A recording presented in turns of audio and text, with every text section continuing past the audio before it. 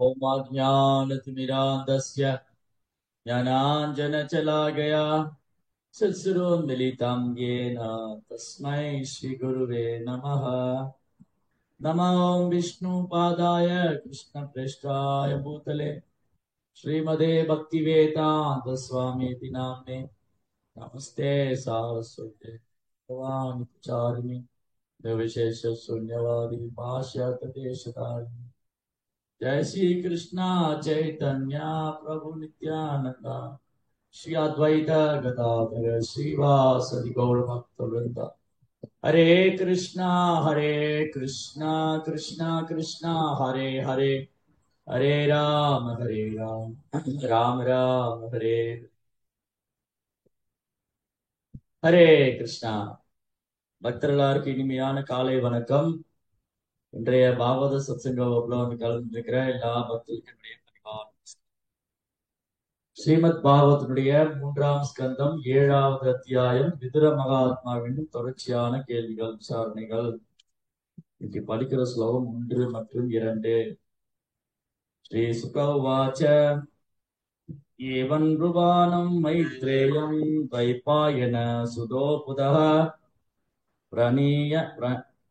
प्रीणयन् इव पारत्या विदुर பரத்யபாஷத. ஸ்ரீல சுகதேவ கோசாமி கூறினார், ஓ அரசரே, மாமுனிவரான மைத்ரேயர் இவ்வாறு பேசிக் கொண்டிருந்த பொழுது துவார்பாயனரின் கற்றறிந்த புதல்வரான விதுர மகாத்மா கேள்விகளை கேட்பதன் மூலமாக இனிமையான முறையில் ஒரு விண்ணப்பத்தை வெளியிட்டார். ஸ்ரீ விதுர உவாச்ச பிரம்மன் கதம் பகவத சின்மாத்ரஸ்ய விகாரிணः லீலயா சாபியுஜ்யேரன் நிர்குணஸ்ய குணாஹத்யः.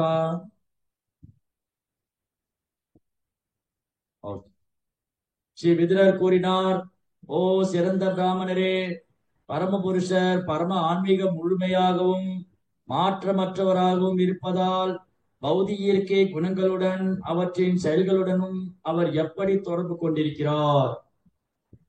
இது அவருடைய லீலை என்றால் மாற்றமற்றவரான அவரது செயல்கள் எப்படி இயற்கை குணங்களில் கலப்படம் இல்லாமல் வெளிப்படுகின்றன?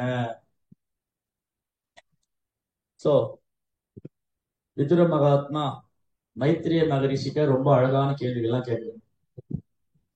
பகவானுடைய தனித்தன்மை என்ன, அவரது நாம ரூப குணாதிசயங்கள், பகவானுடைய செயல்கள், இது எல்லாமே திவ்யமானது. பகவானுடைய பிறப்பு, பகவானது செயல்கள், இதெல்லாம் திவ்யமானதுன்னு எங்க சொல்லியிருக்கு? எங்க சொல்லியிருக்கு? பகவத்கீதையில சொல்லியிருக்கு. பகவத்கீதை எந்த அத்தியாயம்? 4ஆம் அத்தியாயம் 9வது ஸ்லோகம். ஜன்ம கர்ம ச மே திவ்யம் ஏவம் யோவேதி தத்பதः த்யக்த்வா தேகம் புனர்ஜன்ம நைதி மாமேதி சோர்ஜுனா. என்னுடைய பிறப்பு, பகவான் என்ன சொல்றாரு? என்னுடைய பிறப்பு, என் செயல்கள், ஜென்ம கர்ம சமே திவ்யம். பகவானது பிறப்பு, அவரது செயல்கள் எல்லாம் திவ்யமானது. ஏவம் யோவேதி தத்பதக, அது யாரு உள்ளது உள்ளவாறு தெரிஞ்சுக்கிறாங்களோ அப்படி கிருஷ்ணனுடைய பிறப்பு, அவர் செயல்கள்லாம் உள்ளது உள்ளவாறு சரியாக தெரிந்து கொண்டால் தக்த்வா தேகம், இந்த உடலை விடும்போது புனர்ஜென்ம நைதி, மறுபிறவி கிடையாது, மாம் ஏதி, என்னே அடைகிறார்கள் அர்ஜுனா. அதனாலதான் இந்த உன்னதமான பக்தர்களுடைய கேள்வி பதில்கள் கிருஷ்ணரையே சம்மந்தப்படுத்தி. பரிச்சித் மகாராஜா சுகதேவ கோசாமிட்ட கேட்கிறாரு, சௌனகாதி முனிவர்கள் சூத கோசாமிட்ட கேட்கிறாங்க, இங்க விதுரர் மைத்ரேயர்கிட்ட கேட்கிறாரு. இப்படி இந்த கேள்விகள் எல்லாமே உலகத்துக்கே நன்மை தரக்கூடிய பகவதி லோகமங்கலம், இந்த உலகத்துக்கே நன்மை தரக்கூடியது. எத் கிருத கிருஷ்ண சம்பர்ஷ்ணோ ஏ ஆத்மா சுப்ரஷீததி. அது அவங்க கேள்வி எல்லாம் பகவானோடு சம்பந்தப்பட்டிருக்கிறதுனால அந்த ஆத்மாவுக்கு பேரானந்தம் தரக்கூடியது. நம்முடைய ஆன்மாவுக்கு எது பேரானந்தம் தரக்கூடியதுன்னா பகவானின் லீலைகளை பற்றி கேட்பதுதான். அதனால இங்க சுகதேவ கோஸ்வாமி பரிசித் மகாராஜ் சொல்றாரு, மாமுனிவரான மைத்ரேயர் பேசிட்டு இருந்த போது துவாபாயனரின் கற்றறிந்த புதல்வர், துவாபாயனர் யாரு? வியாசதேவர். வியாசரின் கற்றறிந்த புதல்வர் யாரு? விதுர மகாத்மா. விதுர மகாத்மா வியாசருடைய பையன் தான். எப்படி வியாசர் குழந்தையா வந்தாரு? ஹஸ்தினாபுரத்து இளவரசிகள் குழந்தை இல்லாம இருந்தது, அப்ப வியாசர் மூலமா அந்த குழந்தை வந்தது. எப்படி வந்தது? சத்தியவதி போய் சொன்னாங்க, ஹஸ்தினாபுரத்துக்கு வாரிசு இல்ல, பீஷ்மரோ விரதம் பூண்டிருக்காரு, பிரம்மச்சாரியாவே இருப்பேன், வாழ்நாள் முழுதும் கல்யாணம் பண்ணிக்க மாட்டேன், பிரம்மச்சாரியாவே இருப்பேன் சபதம் போட்டிருக்காரு. யாரு? பீஷ்மர். அந்த சபதத்துக்கு அப்புறம் தான் சத்தியவதியோட அப்பா வந்து சத்தியவதியா யார் கல்யாணம் பண்ணி கொடுத்தாரு? யாரு? பீஷ்மருடைய அப்பா யாரு? எங்க அப்பா பேரு எனக்கு மறந்து போது, நீங்க பீஷ்மருடைய அப்பா பேரை கேட்டீங்க. பீஷ்மருடைய அப்பா பேர் சந்தனு மகாராஜ். எஸ், சந்தனு மகாராஜ். சந்தனு மகாராஜாவுக்கு சத்தியவதி கல்யாணம் பண்ணி கொடுத்தாங்க. அப்போ பீஷ்மர் வந்து கங்கா புத்திரா. சத்தியவதி, அதாவது சத்தியவதி வந்து பீஷ்மருக்கு இரண்டாவது அண்ணன், சித்தி, சிற்றன்னை. இப்ப பீஷ்மருடைய அம்மா யாரு? கங்காதேவி. கங்கைக்கும் சந்தனு மகாராஜுக்கு பிறந்த குழந்தைதான் கங்கா புத்திரனான பீஷ்மர், பிதாமகன். பீஷ்மர் விரதம் பூண்டிருக்காரு, நான் வாழ்நாள் முழுதும் பிரம்மச்சாரியா இருப்பேன். அதுக்கப்புறம் சந்தனு மகாராஜ் சத்தியவதி கல்யாணம் பண்ணிக்கிட்டாங்க, 2 குழந்தை பிறந்தது. அந்த 2 குழந்தைகள் யாரு? விசித்திர வீரியன், சித்ராங்கதன். இவங்க 2 பேர்ல ஒருத்தர், 2 பேருமே இறந்து போயிடுவாங்க ஒரு கட்டத்துல. அப்ப ஹஸ்தினாபுரத்துக்கு வாரிசு. 2 மனைவி இருந்தாங்க விசித்திர வீரனுக்கு, அம்பாலிகா, அம்பிகா.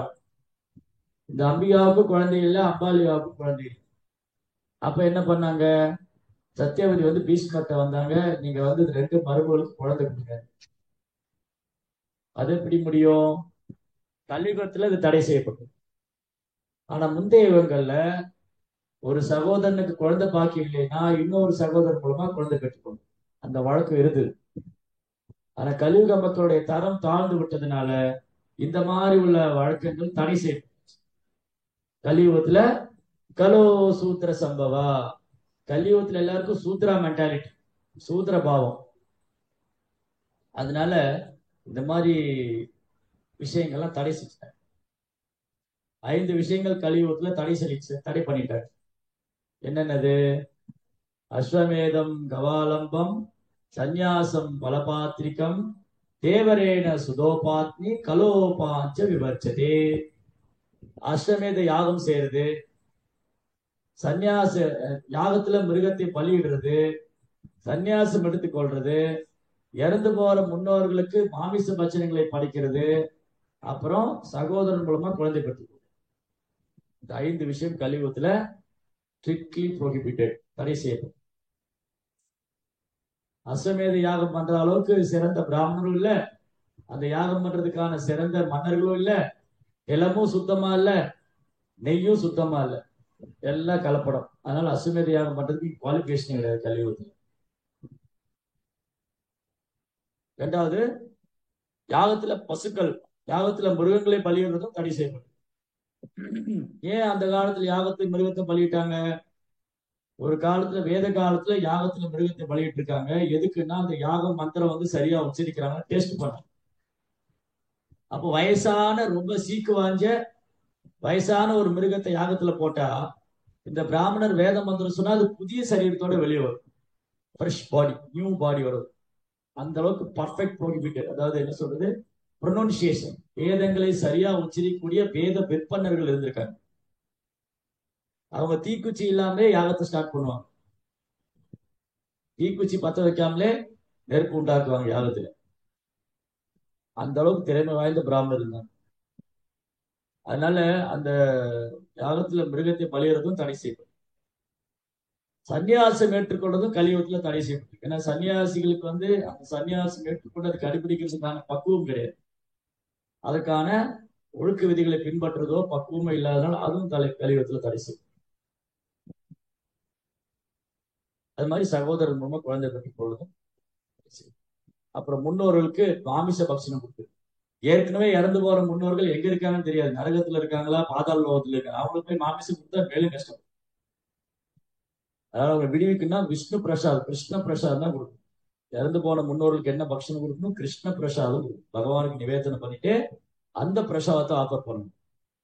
எதோ விலங்குகள் ஆஃபர் பண்ணோம், அவ்வளவுதான் பினிஷ். அவங்க நரகத்திலிருந்து மீளவே முடியாது. கஷ்டப்படுறவங்களை விடுவிக்கதான் ஸ்ராதா பண்றது. ஸ்ராதா சர்மன் எதுக்காக பண்றது? கஷ்டப்படுற முன்னோர்களை விடுவிக்க. இவன் மாமிசம் கொடுத்தானே விடுவிக்க முடியாம இவனும் நரகத்துக்கு போவான். அந்த ஸ்ராதா கொடுத்த இவனும் நரகத்துக்கு போவான். அவங்களும் ஏற்கனவே நரகத்துல இருந்தா மேலும் கஷ்டப்படும். அப்போ சத்தியவதி பீஷ்மாட்டா சொன்னாங்க, இந்த 2 மருமகளுக்கு குழந்தை கொடுங்க. பீஷ்மர் சொன்னாரு, நோ நோ நோ, நான் வந்து பிரம்மச்சரிய விரதம் எடுத்துட்டு இருக்கேன், நான் கொடுக்க முடியாது. நீங்க எனக்காக தானே பிரம்மச்சரியா இருக்கீங்க, நான் வந்து கேட்கிறேன், நீங்க மாறிக்கங்க. நீங்க வாக்குறுதி பின்னாடி வாங்கிக்கங்க, வாபஸ் வாங்கிக்கங்க. நோ நோ, முடிவு எடுத்ததுதான், பின்வாங்குறதுல இல்ல. இந்த கலியுகத்துல குழப்பத்திலே இருப்பாங்க. முடிவு எடுக்கலாமா, பண்ணலாமா, வேண்டாமா, முடிவு எடுத்ததுக்கு அப்புறம் பின்வாங்கு. ஆனா வேத காலத்துல ஒரு முடிவு எடுத்தாச்சுன்னா தீர ஆராய்ஞ்சு முடிவு எடுப்பாங்க. ஆடுதான் எடுத்துட்டா முடிச்சு, மனக்குழப்பமே கிடையாது. சரி, அப்ப என்ன ஆச்சு? பீஷ்மர் சொன்னாரு, ஏன் என்ன தொந்தரவு பண்றீங்க? உங்க பையன் வியாசரை கூப்பிட்டு, வியாசர் உங்க பையன் தானே, அவரை கூப்பிட்டு.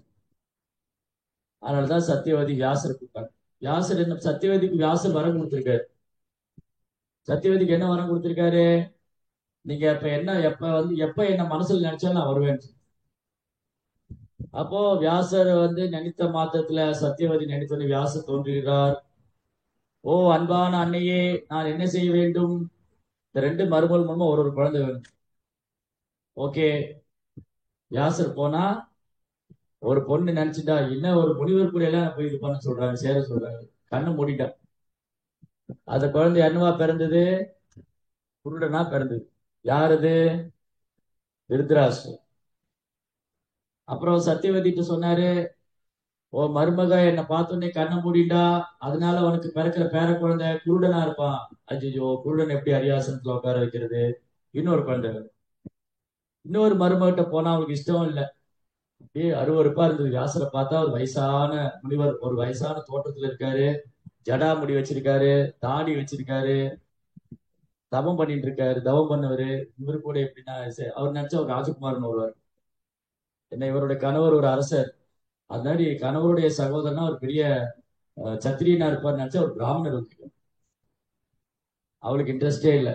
அவளுக்கு பிறந்த குழந்தை பாண்டு, ரோகத்தோட பிறந்தார், வெண்குஷ்டத்தோட.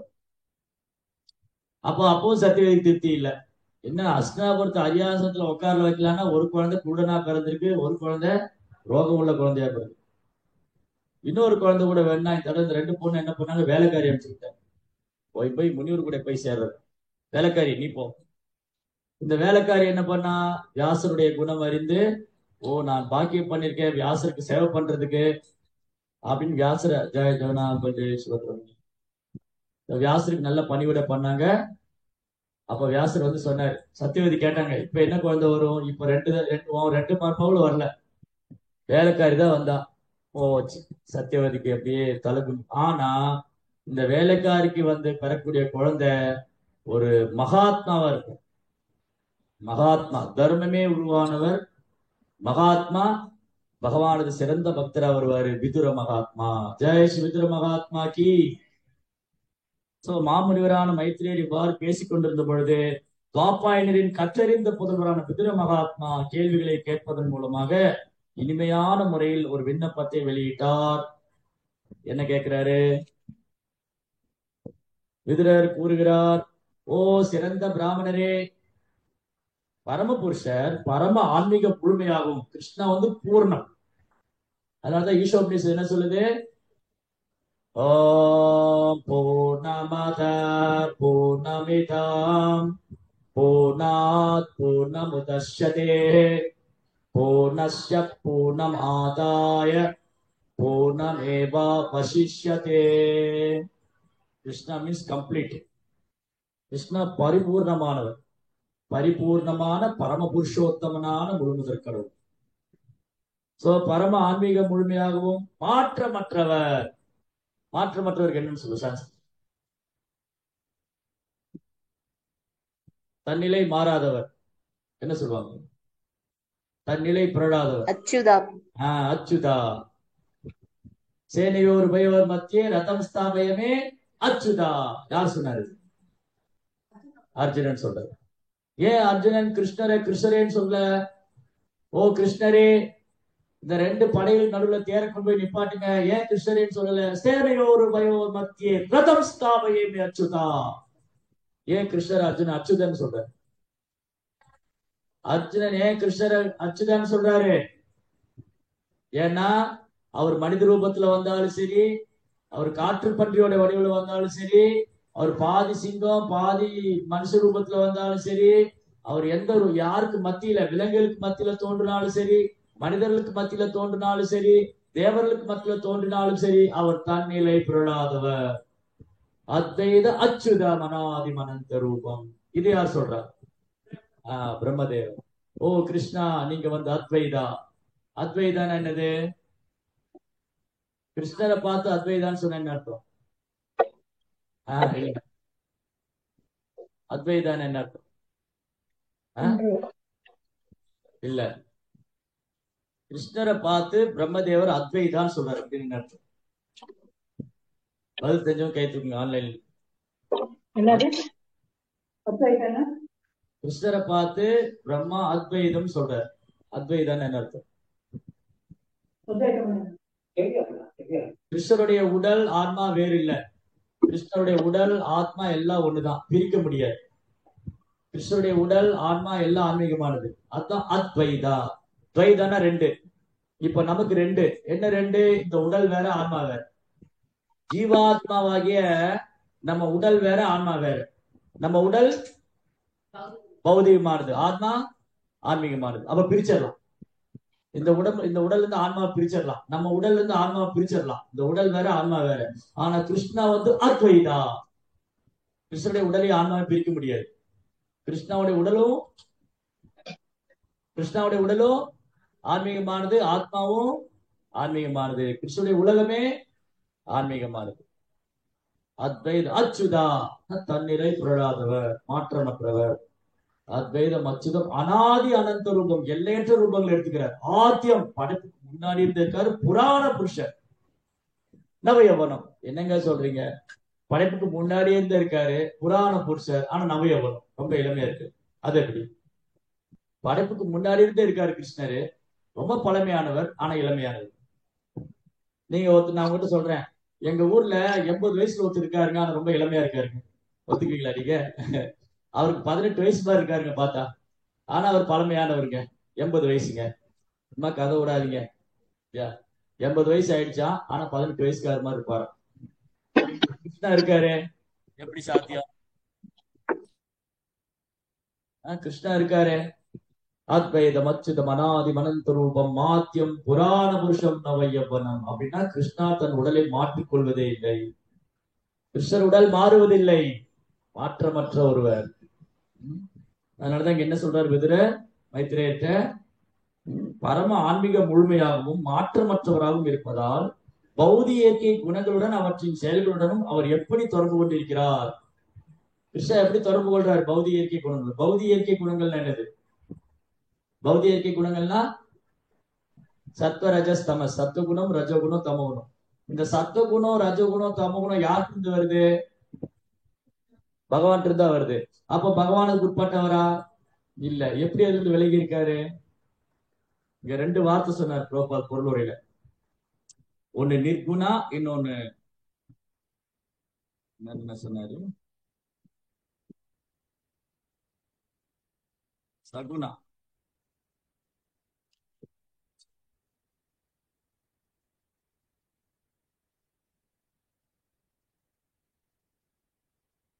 பொருளுரையில பிரபுபாத் வந்து கிருஷ்ணரை பத்தி சொல்லும் போது நிர்குணான்னு ஒரு வார்த்தையை பயன்படுத்தி இருக்காரு.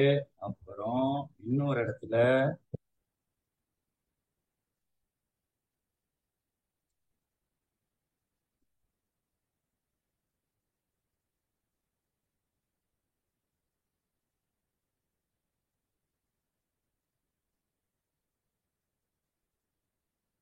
சகுணா. So what is nirguna and saguna? நிர்குணான்னு சகுணான்னு என்ன? ரோப்பா என்ன சொல்றாரு? பகவானால் தோற்றுவிக்கப்படும் இத்தகைய சக்திகள், பகவான் இருந்து பல்வேறு சக்திகள் வருது. அதனாலதான் அவருக்கு இருக்கிற சக்தி வந்து அச்சிந்திய சக்தி, எல்லையற்ற சக்தி.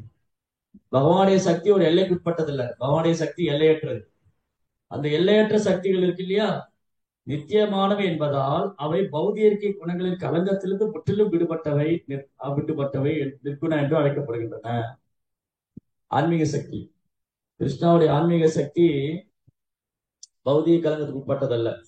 பகவானுடைய ஆன்மீக உலகம், அவருடைய அந்தரங்க சக்தி, இது நிர்குணா. சகுணானா என்னது? பௌதிகத்தினால் களங்கம் அடையவோ மாற்றப்படவோ அல்லது பௌதிக குணங்களினால் பாதிக்கப்படவோ இல்லை. பகவான் தம் சொந்த அந்தரங்க சக்தி மூலமாக சகுண பிரம்மமாக இருக்கிறார். நிர்குண பிரம்மம், சகுண பிரம்மம். பகவான்கிட்ட அந்த குணங்கள் தோன்றுது, ஆனா அந்த குணங்களுக்கு அப்பாற்பட்டவராக இருக்கிறார். தஸ்ய கர்த்தாரம் அபிமான் வித்ய அகர்த்தாரம் அவ்யயம். கிருஷ்ணாட்டு அந்த 3 குணங்கள் தோன்றுது, ஆனா கிருஷ்ணா அந்த முக்குணத்துக்கு அப்பாற்பட்டவர், நிர்குணா. அவர் வந்து 3 குணத்துக்கு அப்பாற்பட்ட சுத்த சாத்வீகம், வசுதேவ சத்வம் விசுத்தம் வசுதேவ சத்வீகம். இப்ப கிருஷ்ணா வந்து இந்த 3 குணத்தை தோற்றுவித்தாலும் அவர் முக்குணத்துக்கு அப்பாற்பட்டவராக தான் அறியப்படும். அதனால அவர் குணங்களுக்கு உட்பட்டவர் அல்ல. இது அவருடைய லீலை என்றால், மாற்றமற்றவரான அவரது செயல்கள் எப்படி இயற்கை குணங்களில் கலப்படம் இல்லாமல் வெளிப்படுகின்றன, அதுதான் கிருஷ்ணா. கிருஷ்ணாவுடைய லீலைகள் வந்து முக்குணத்துக்கு அப்பாற்பட்டது, அது தெய்வீகமானது, திவ்யமானது. இன்னைக்கு வந்து ருக்மணி துவாதசி. ருக்மணி துவாதசி, ருக்மணி யாரு? கிருஷ்ணருடைய நித்தியமான மனைவி. ருக்மணி துவாதசி, துவாதசினா 12வது நாள். ருக்மணி கிருஷ்ணரை மேரேஜ் கல்யாணம் பண்ணாங்க. ருக்மணி கல்யாணம். ருக்மணி யாருடைய மகள்? ருக்மணி யாரு? ருக்மணி வந்து சாக்ஷா லக்ஷ்மி தேவி. லட்சுமி தேவி தான் ருக்மணியா. பகவான் எப்போ இந்த பூமியில வர்றாங்களோ அப்ப பகவான்கிட்ட 3 விதமான சக்தி இருக்கு. பூசக்தி, நீலாசக்தி அண்ட் ஸ்ரீசக்தி. 3 தேவி இருக்காங்க கிருஷ்ணர் கூட. பகவான் கூட 3 தேவி, ஸ்ரீதேவி, பூதேவி, நீலாதேவி. இவங்க 3 பேருமே பகவானுடைய அந்தரங்க சக்தி. பூதேவி, ஸ்ரீதேவி, நீலாதேவி. பூதேவி சத்யபாமா, ஸ்ரீதேவி ருக்மணி. பகவான் கிருஷ்ணர் இந்த பூமியில வரும்போது துவாரகையில ஸ்ரீதேவி லக்ஷ்மி வந்து ருக்மணியாவும், பூமாதேவி சத்யபாமாவும் இந்த பூமியில அவதரிச்சிருக்காங்க 5000 வருஷத்துக்கு முன்னாடி துவாபர யுகத்துல. அப்போ ருக்மணி எந்த நாட்டை சேர்ந்தவங்க? விதர்பா, விதர்பா ப்ராவிடன்ஸ். அப்ப வந்து பூமியை வந்து பல பாகங்களா பிரிச்சிருந்தாங்க. விதர்ப நாடு, அங்க நாடு, சேத்தி நாடு, கேகயா, விதர்பா, அங்கா, சேத்தி, மகதா, இந்த மாதிரி நிறைய பேர்ல நிறைய நாடுகள். அப்ப விதர்ப நாட்டினுடைய மன்னர் யாரு? வந்து சினிமா நடிகர் பேட்டைக்கார டக்கு டக்குன்னு வரும். சூர்யாவுடைய அப்பா யாரு, அம்மா யாரு எல்லாம் சொல்லுவாங்க. ஆனா இது தெரியல. சோ விதர்ப நாட்டு மகாராஜ் பீஷ்மகா. பீஷ்மகாவுக்கு ஒரு பொண்ணு 5 பசங்க. பீஷ்மகாவுக்கு எவ்வளவு பொண்ணு?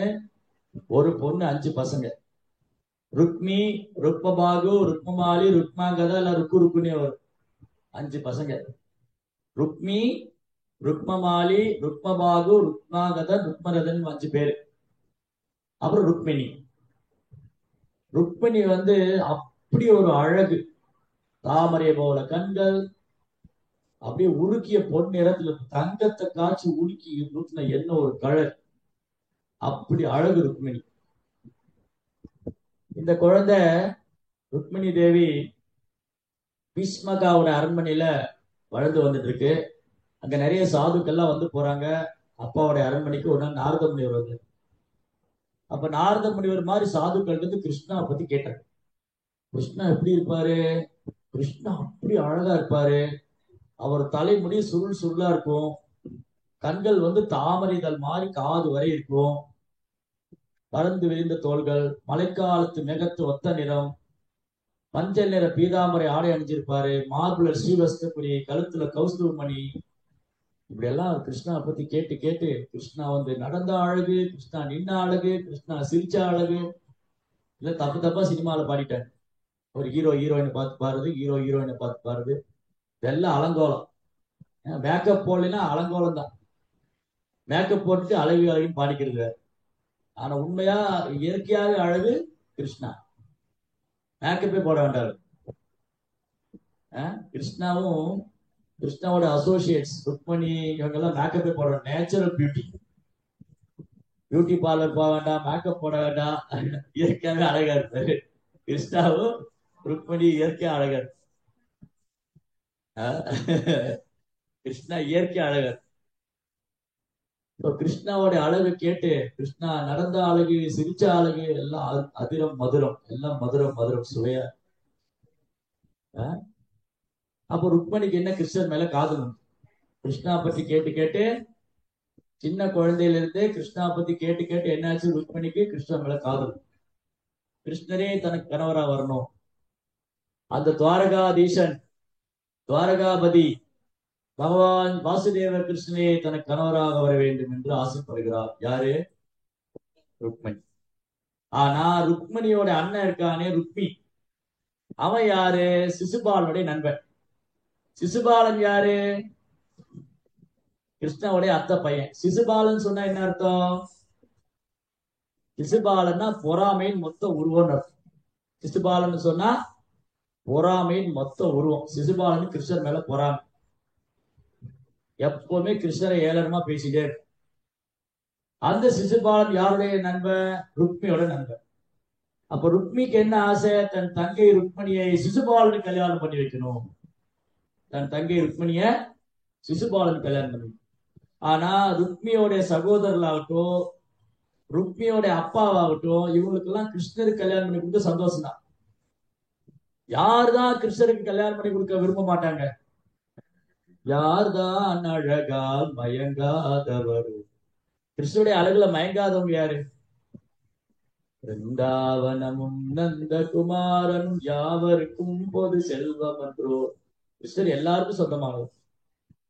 பிருந்தாவனம், நந்தகுமாரன் எல்லாருக்கும் பொது செல்வம். எல்லாருக்கும் ஒரு சொத்து.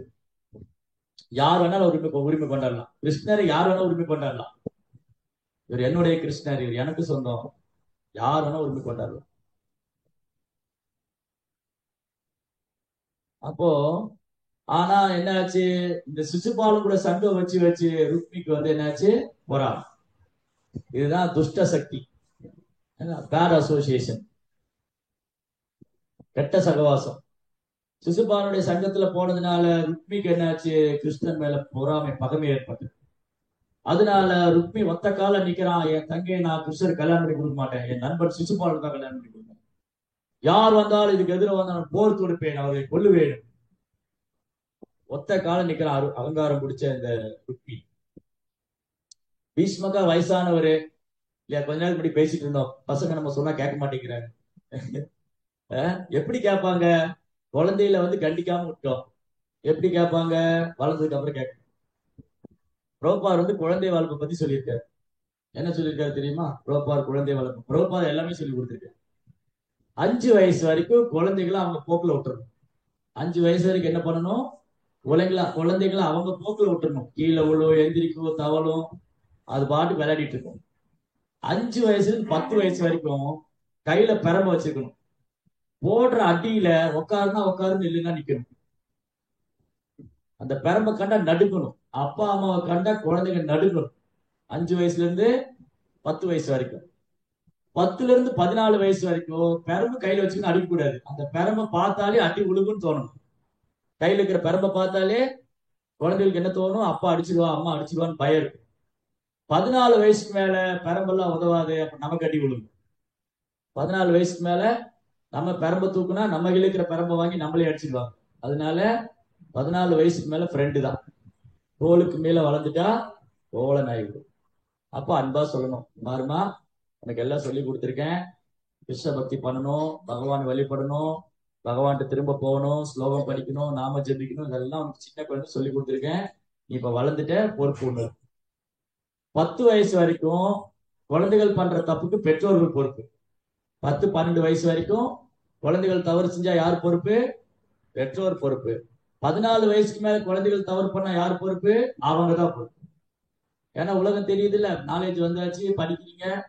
படிக்கிற பிள்ளை இது கூட தெரியாது அவனுக்கு, எது சரி எது தப்பு, எது பண்ணணும் எது பண்ணக்கூடாது, அந்த நாலேஜ் இருக்கணும். அப்படின்னா பகவத்கீதை படிக்கணும். பௌதிக கல்வி வச்சு ஒன்றும் செய்ய முடியாது. பௌதிக கல்வி சொரக்கா மாதிரி, கரிசமை கூட உதவும். ஏட்டு சொரக்கா. பௌதிக கல்வி ஏட்டு சொரக்கா, கரிசமைக்கெல்லாம் உதவாது. சோ வாழ்க்கைக்கு தேவையான கல்வி என்ன? வாழ்க்கைக்கு தேவையான கல்வி வந்து இந்த பௌதிக கல்வி அல்ல. பகவத்கீதை, பாகவதம், ராமாயணம், மகாபாரதம், இதுதான் வாழ்க்கைக்கு தேவையான கல்வி. இத படிச்சா ஒரு குழந்தைக்கு தெரியணும் எது சரி எது தப்பு, எது தர்மம் எது அதர்மம், எந்த வயசுல என்ன பண்ணணும், எந்த வயசுல என்ன பண்ணக்கூடாது, படிக்கக்கூடிய வயசு எது தெரியணும். எந்த வயசுல வந்து நம்ம கணவரை தேர்ந்தெடுக்கணும், எந்த மாதிரி கணவரை தேர்ந்தெடுக்கணும், எந்த வயசுல மனைவியை தேர்ந்தெடுக்கணும், எந்த மாதிரி மனைவியை தேர்ந்தெடுக்கணும். படிக்கிற வயசுல தவறு பண்ணக்கூடாது. இன்னைக்கு நிறைய பேரு ஸ்கூல்லயே படிக்கிற வயசுலயே தவறு பண்ணணும். படிக்கிற வயசுல படிக்கணும். வாழ்க்கையில நிறைய படிக்க வேண்டியது இருக்கு. அதுக்கப்புறம் வாழ்க்கையை எப்படி அனுபவிக்கணும், சாஸ்திரம் என்ன சொல்லிருக்கோ அந்த மாதிரி. ஆன்மீக குரு இருக்காரு, பெற்றோர்கள் இருக்காங்க, மூத்தவங்க இருக்காங்க, சீக்ஷா குரு, தீக்ஷா குரு, அவங்க கிட்ட கேட்கணும் நான் என்ன பண்ணணும், எது சரி எது தப்பு. சோ சத்திரியா பொறுத்த வரைக்கும் தன் கணவரை தேர்ந்தெடுக்கலாம். சத்திரிய பெண்மணிகள் வந்து சுயம்பரத்துல தன் கணவரை தேர்ந்தெடுக்கலாம். அப்ப ருக்மிணிக்கு எல்லா ரைட்ஸ் இருக்கு. கிருஷ்ணாவை தன் கணவரா தேர்ந்தெடுக்கலாம். பட் ருக்மி குறுக்கு நிற்கிறார். நோ, நான் அனுமதிக்க மாட்டேன். கிருஷ்ணர் உன்னை கல்யாணம் பண்ணி கொடுக்க நான் அனுமதிக்க மாட்டேன்.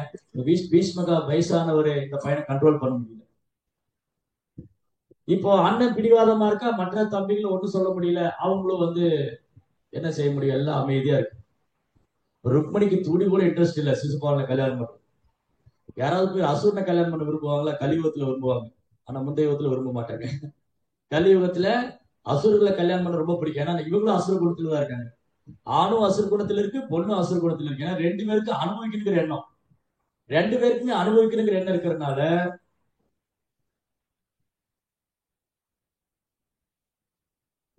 ரெண்டு பேருக்குமே அனுபவிக்கணுங்கிற எண்ணம் இருக்கிறதுனால ஹோல் ப்ராப்ளம், எல்லாமே பிரச்சனை தான். அதான் அசுரன். அசுரன் எப்படி தேர்ந்தெடுப்பாங்க? அசுரன் ஒரு பொண்ணை எப்படி தேர்ந்தெடுப்பாரு? அசுரக்குள்ள உள்ள பொண்ணு பையன் எப்படி தேர்ந்தெடுப்பா? இவன் நல்லா சம்பாதிக்கிறானா, நிறைய நிலம் வச்சிருக்கானா, கார் வச்சிருக்கானா, பங்களா வச்சிருக்கானா, பாக்கெட் ஃபுல்லா பைசா வச்சிருக்கானா, அப்ப இவனுக்கு கல்யாணம். அவன் எப்படி பொண்ணை தேர்ந்தெடுக்கிறான்? இவன் அழகா இருக்காளா, குயில் மாதிரி பாடுவாரா, மயில் மாதிரி ஆடுவாளா, இதெல்லாம் பார்க்க. சிவப்பா இருக்காளா. இதுதான் ஆசிரியர் பாவ மாஸ்டர் தான். சோ அன்னைக்கு வந்து விவாகம் கல்யாணம் வந்து குணத்தின் அடிப்படையில் இருந்தது. இன்னைக்கு விவாகம் கல்யாணம் பணத்தின் அடிப்படையில். அன்னைக்கு குணம் தான் பிரதானம், இன்னைக்கு பணம் தான் பிரதானம். தெய்வீகமான குணங்களுக்கு குணத்தை பார்ப்பாங்க, அசுர குணம் உள்ளவங்க பணத்தை பார்ப்பாங்க. அன்னைக்கு எப்படி கல்யாணம் பண்ணாங்க? குணத்தின் அடிப்படையில. தேவகுதி வந்து ஒரு பெரிய சக்கரவர்த்தியோட மகள். அன்னைக்கு பேசிட்டு இருந்தோம். தேவகுதி யாரு கல்யாணம் பண்ணாங்க? ஒரு துறவி, ஒரு ஆசிரமத்துல ஒரு ஏழ்மையா ஒரு குடிசையில வாழக்கூடிய பிராமணர் கல்யாணம் பண்ணாங்க. ஏன் தேவகுதிக்கு ஒரு ராஜகுமாரனை தேர்ந்தெடுக்க தெரியாது? தேவகுதி தன் கணவரை தேர்ந்தெடுக்கலாம், அவனும் ராஜாவுடைய பொண்ணு. ஏன் தேவகுதி ஒரு ராஜகுமாரனை தேர்ந்தெடுக்காம கர்தம முனிவரை போய் கல்யாணம் பண்ணாங்க? ஏன்?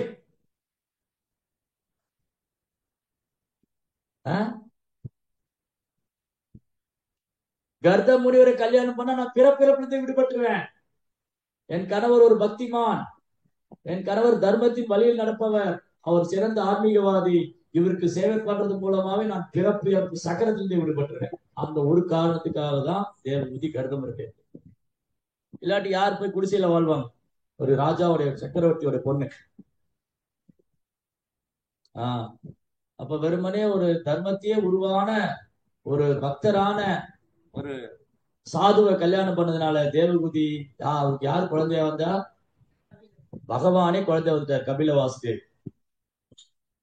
இதுதான் குணத்தின் அடிப்படையில் தேர்ந்தெடுப்பு. பணத்தின் அடிப்படையில் தேர்ந்தெடுத்தா யார் குழந்தையா வருவா? என்ன கஷ்மி என்னாக்ஷன் தான் வருவாங்க. பணத்தை மையம் வச்சு தேர்ந்தெடுத்தா எந்த மாதிரி குழந்தை வரும்?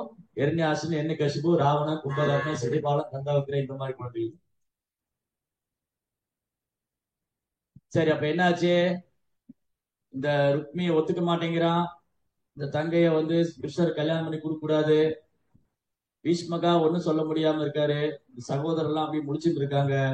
ருக்மிணிக்கு வேற வழியே இல்லை. ஒரே ஆப்ஷன் தான் இருக்கு. ருக்மிணிக்கு என்ன ஒரே ஆப்ஷன்? கிருஷ்ணாவுக்கு லவ் லெட்டர்ல தவிர ஒரு வழியே இல்லை. கிருஷ்ணருக்கு காதல் கடிதம் எழுதினாங்க. ஃபர்ஸ்ட் காதல் கடிதம் எழுதுனது ருக்மிணி தேவி தான் 5000 வருஷத்துக்கு முன்னாடி. எப்படி எழுதினாங்க? அது கரெக்டான ஆள் கரெக்டான இடத்துல எழுதினாங்க. அவங்க கல்யாண பருவம் இருந்து அதுவும் முழுமுதற் கடவுளுக்கு எழுதினாங்க. இன்னைக்கு வயசும் ஆகல, பொறுப்பும் இல்ல, லெட்டர் கொடுத்துறோம். இவ்வளவுதான் இன்னைக்கு.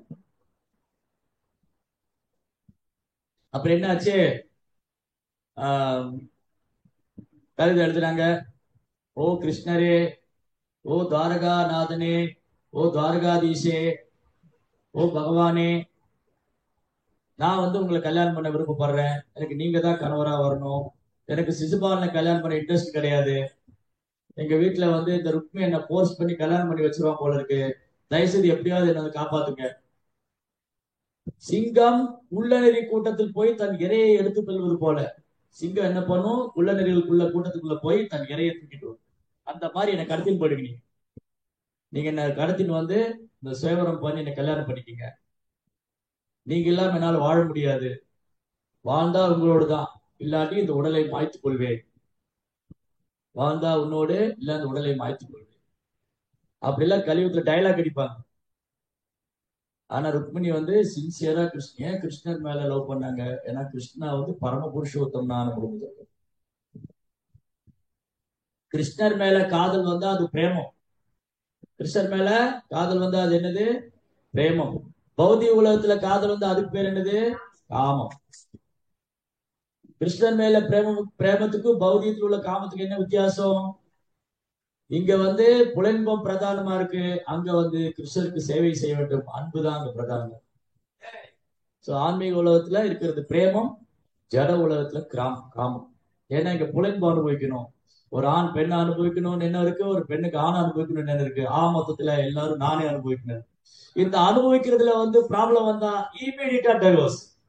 உனக்கு எனக்கு பிடிக்கல, எனக்கு உன்னை பிடிக்கல, நீ என்ன திருப்திப்படுத்த மாட்டேங்கிற, உடனே வந்து நீ வேண்டாம், நீ போய்க்கும், நீ உன் வழியை பாரு, நான் என் வழியை பார்த்துக்கோ.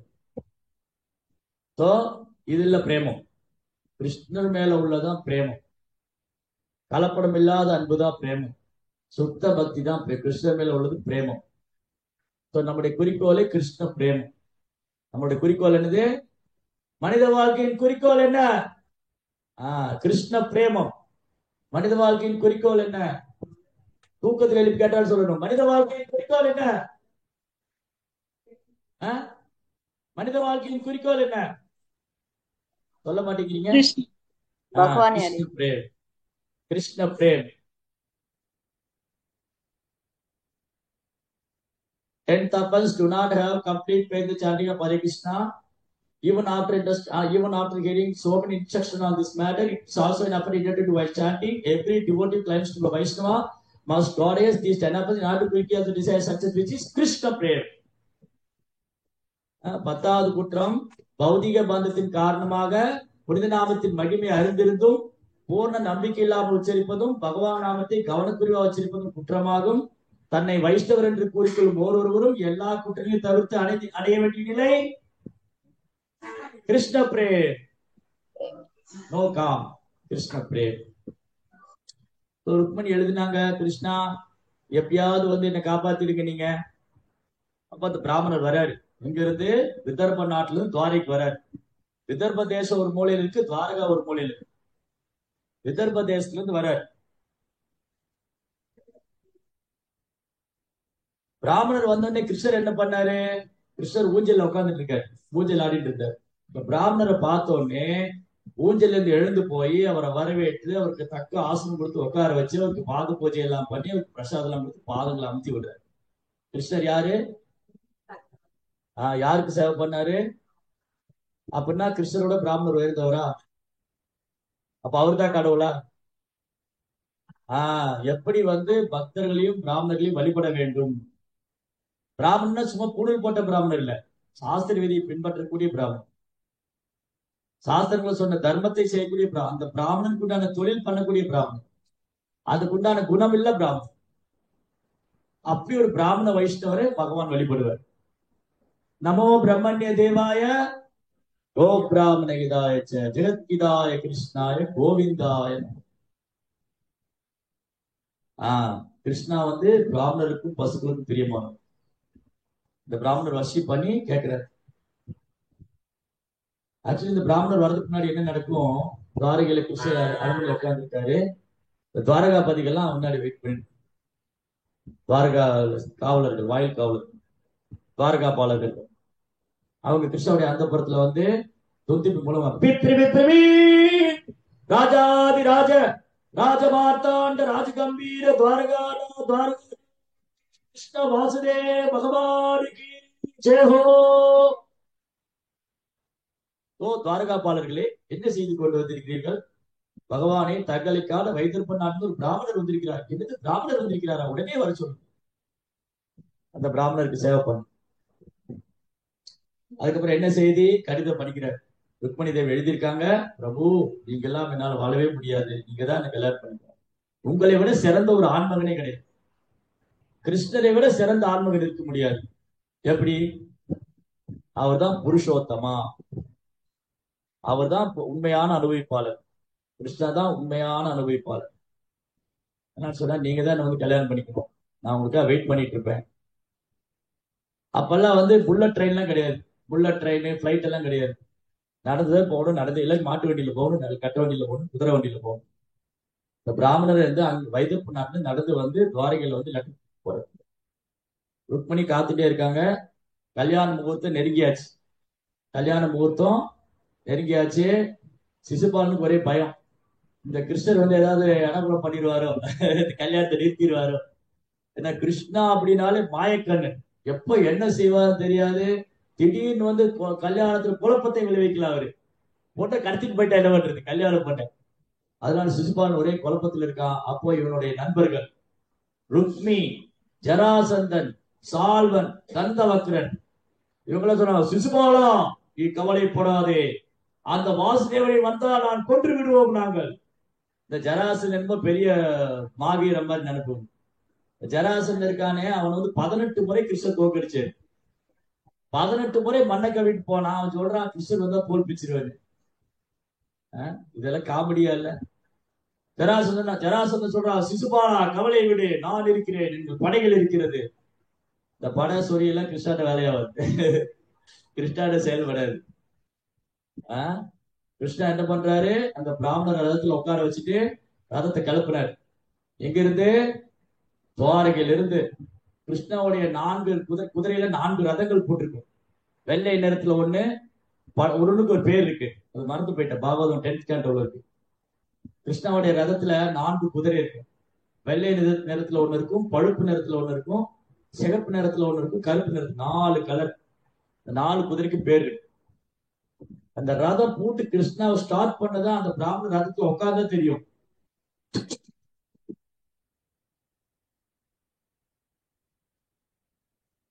காற்றை விட வேகமா மனோ வேகத்துல ரதம் பறக்குது.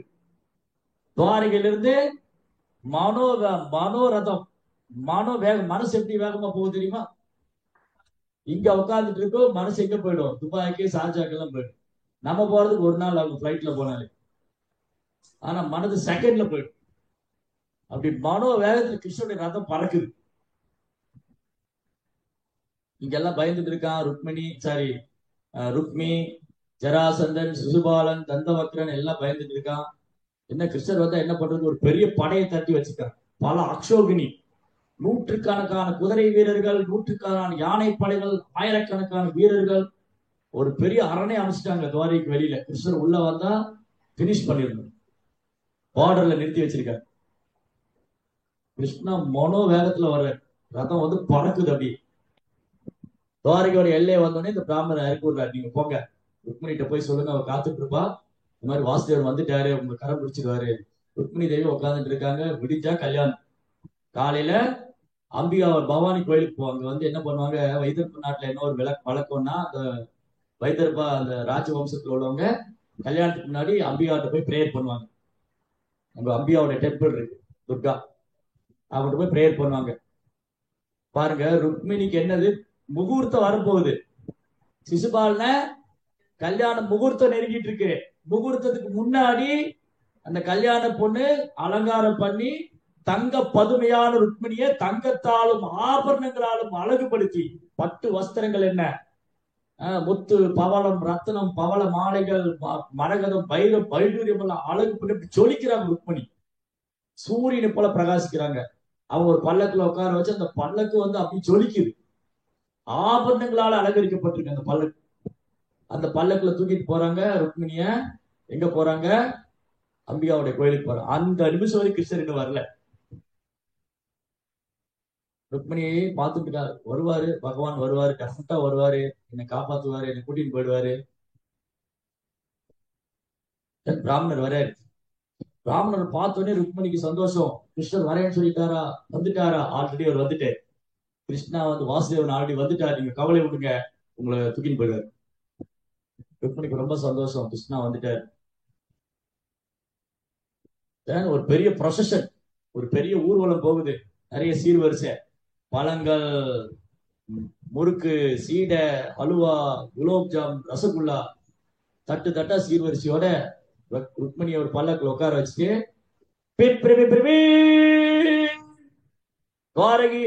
விதர்ப நாட்டு ராஜகுமாரி ருக்மிணி இப்பொழுது அம்பிகையை தரிசனம் செய்ய போகிறார். பிராமணர் எல்லாம் வேத மந்திரம் ஓதிட்டு இருக்காங்க. அப்படியே ஒரு பெரிய ஊர்வலம் போகுது. அந்த கோயிலுக்கு வெளியில பெரும் படைகள் திரளா நிக்குது. யானைங்க, குதிரைங்க, தேர்கள்.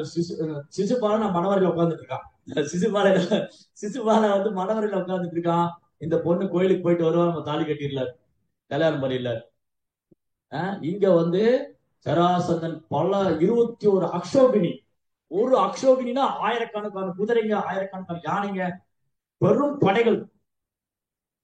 சிசுபால், ஜராசந்தன், தந்தவக்ரன், அப்புறம் வந்து சால்வன்னா பெரும் படைகளோடு நிக்கிறாங்க. எங்க அம்பிகா கோயில் மட்டும் பெரிய அணிவகுத்து நிக்கிறாங்க. இவங்க எல்லாம் ருக்மிணியை பார்த்து அழகுல மயங்கி போனாங்க. இந்த வீரர்கள்லாம் ருக்மிணி அழகுல மயங்கி, அப்பா இப்படி ஒரு பொண்ணா, அப்படியே தங்க பதுமையா இருக்கு. சிசுபாலன் கொடுத்து வச்சேன், இங்க கொடுத்து வச்சுவேன். சிசுபாலன் கதி அவ்வளவுதான், அதுவும் கதிதான். என்ன நடந்தது? ருக்மிணி வந்து கோயிலுக்குள்ள போயிட்டு வெளியில வர்றாங்க. அம்பிகாட்ட பிரார்த்தனை பண்றாங்க. ஓ அம்பிகே, நீங்க பகவானுடைய சேவகி, என்ன ஆசீர்வாதம் பண்ணுங்க. அந்த வாசுதேவ கிருஷ்ணரே எனக்கு கணவரா வரணும், அவரைத்தான் நான் கரம் பிடிக்க வேண்டும். பிரார்த்தனை பண்ணிட்டு வெளியில வராங்க. திடீர்னு பார்த்தா ஒரு பெரிய புயல். புயல் வந்து பாத்திருக்கீங்களா? பாத்திருக்கீங்க இல்ல?